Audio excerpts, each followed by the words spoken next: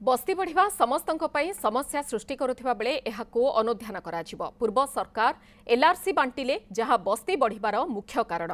समस्ते भाबिले आमको जागा मिली जिवो, सेथिपई जीए पारिले सीए आसी बस्ती रे रहिले। राजनैतिक अभिसंधि रखी एलआरसी बंटा जाइथिला। जंगल जल विभाग बीडीए मन इच्छा बांटिथिले।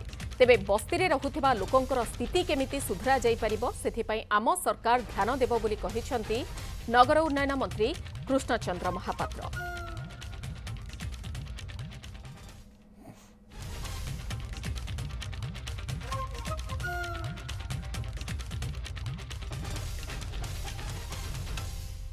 पूर्व सरकार कथा को जानतु जो भली भाव में एलआरसी बांटिले सी मुख्य कारण। समस्ते भाविले आमको जगह मिल आमको मिल तेणु जी पारा आसिक रहा सेठू नेले उठेकी जो घरे रखिले पुणी सेठी भड़ा लगेदेले। इटी भांगागला नहीं, जोटी उठागला से भांगागला नहीं। एलआरसी जोटी पाले से देदेले।